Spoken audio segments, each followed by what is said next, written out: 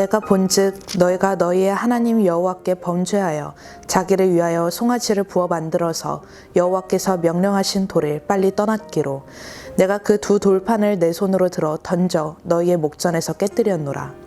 그리고 내가 전과 같이 40주 40야를 여호와 앞에 엎드려서 떡도 먹지 아니하고 물도 마시지 아니하였으니 이는 너희가 여호와의 목전에 악을 행하여 그를 경노하게 하여 크게 죄를 지었음이라. 여호와께서 심히 분노하사 너희를 멸하려 하셨으므로 내가 두려워하였노라. 그러나 여호와께서 그때에도 내 말을 들으셨고 여호와께서 또 아론에게 진노하사 그를 멸하려 하셨으므로 내가 그때에도 아론을 위하여 기도하고 너희의 죄 곧 너희가 만든 송아지를 가져다가 불살라 찢고 티끌같이 가늘게 갈아 그 가루를 산에서 흘러내리는 시내에 뿌렸느니라. 샬롬, 성도님들께 사랑의 안부를 전합니다. 저희는 오늘 모세의 고별 설교인 신명기 말씀을 묵상하고 있습니다. 오늘의 본문은 하나님이 이스라엘과 언약을 세우신 날을 회고합니다. 모세는 시내산에서 40일 동안 금식하며 하나님이 주신 언약의 돌판들을 받았습니다. 모세는 하나님과의 언약이 체결된 후 하산을 하는데 내려오면서 언약을 세우기가 무섭게 금송아지를 섬기며 축제를 벌이고 있는 이스라엘을 마주하게 됩니다. 이에 모세는 들고 있던 두 돌판을 그대로 깨트려 버립니다. 그것은 이제 막 세운 하나님과의 언약을 이스라엘이 철저히 깨트렸음을 선언한 행동이었습니다. 그리고 모세는 다시금 40일 동안 금식하며 하나님 앞에 회개합니다. 모세는 이스라엘을 위해서 그리고 아론을 위해서 중보했습니다. 이러한 배경을 가지고 사랑하는 우리 성도님들과 두 가지 대지로 나눔을 하고 싶습니다. 첫 번째 대지입니다. 우리는 하나님의 백성답게 살아야 합니다. 하나님은 죄와 함께 하실 수 없는 분이십니다.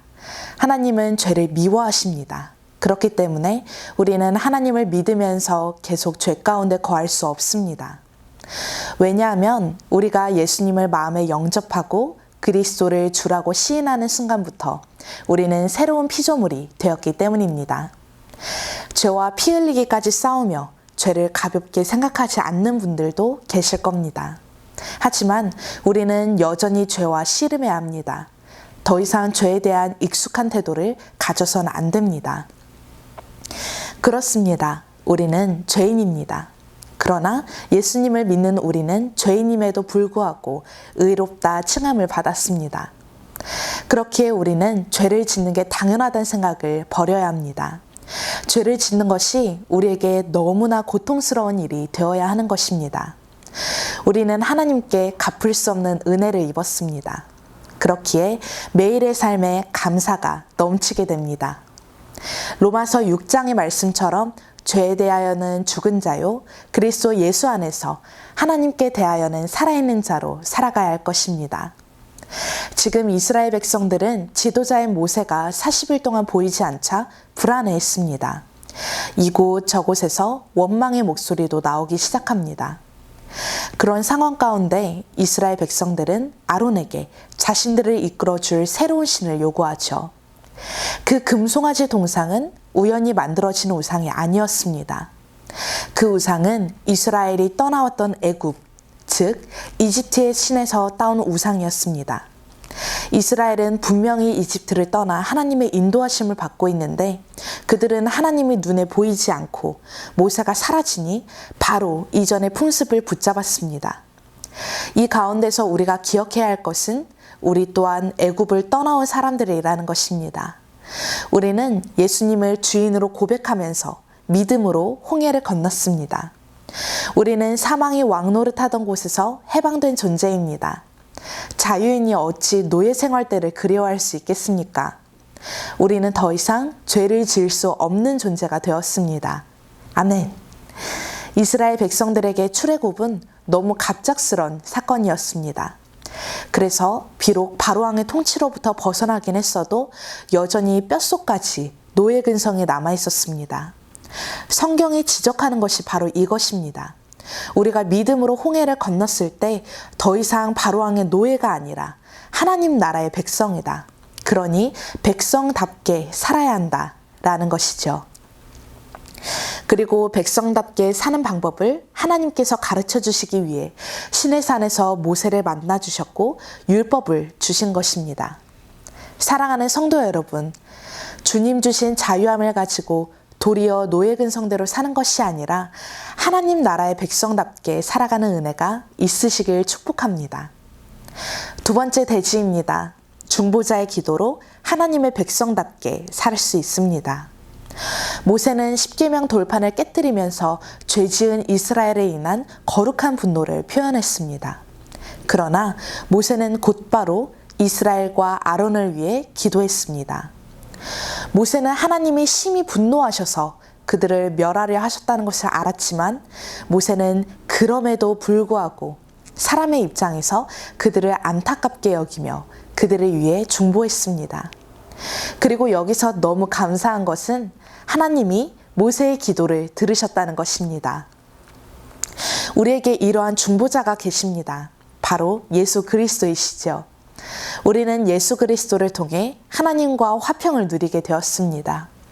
우리의 열심으로는 결코 하나님의 선하신 기준에 다다를 수 없지만 모세가 하나님과 이스라엘 사이에서 중재자가 되었듯이 예수님이 하나님과 우리 사이에 중재자가 되어주셨습니다. 그렇기에 우리는 예수님을 통해 하나님께 나아갈 수 있게 되었습니다. 그리고 이제는 우리가 중보자가 되어 하나님과 다른 한 영혼이 화평을 누리는 데에 도구로 쓰임을 받게 되었습니다. 우리는 정말 영광스러운 자리에 있게 된 것입니다. 예수님을 닮아가는 우리가 주변에 넘어지고 연약한 지체들을 정죄하고 비난하는 게 아니라 긍휼한 마음을 품고 기도해야 합니다. 앞서 나눈 대지 가운데 우리가 어떻게 하나님의 백성답게 살아야 하는지 나누었습니다. 우리는 더 이상 과거 애굽에서의 노예가 아니라 하나님 나라의 백성으로 살아가야 합니다. 우리는 예수님을 통해 하나님께 나아갈 수 있는 거룩한 백성입니다. 그렇기에 더 이상 죄의 사슬에 매일 수 없습니다. 그렇다면 다른 지체 또한 그렇다는 것을 기억해야 합니다. 우리는 다른 지체 또한 죄의 노예가 아닌 하나님 나라의 자유인이라는 확신을 가져야 합니다. 그렇기에 우리는 지체들의 연약함을 볼 때에도 정죄할 수 없는 것입니다. 우리는 오히려 그 지체를 긍휼히 여기며 중보의 역할을 감당해야 할 줄 믿습니다. 모세가 이스라엘을 품고 기도한 모습이 우리의 모습이 되어야 할 줄을 믿습니다. 새로 시작되는 한 주에는 내 안에서 일하실 하나님을 기대하고 다른 이의 삶에서 역사하시는 하나님을 기뻐하며 그렇게 나아가시기를 마음 담아 축복합니다. 이 시간 함께 기도드리시겠습니다. 하나님, 함께 말씀을 나눌 수 있는 시간을 주심에 감사드립니다. 하나님, 저희는 더 이상 이전에 애굽에서 살던 노예가 아닙니다. 저희는 이제 예수님을 닮아가는 하나님 나라의 백성이 된 줄 믿습니다. 그렇기 때문에 이렇게 새롭게 시작된 한 주에는 변화된 삶으로 나아갈 수 있도록 함께하여 주세요. 그렇게 내 옆에 있는 한 지체를 긍휼히 여기고 중보하고 사랑하면서 그렇게 예수님을 닮아 살아갈 수 있도록 이끌어 주세요. 새로 시작되는 한 주를 기대합니다. 하나님께서 나와 내 옆에 한 사람의 삶에서 역사하실 것을 기뻐합니다. 이 모든 말씀 우리 주 예수 그리스도의 이름으로 기도드립니다. 아멘.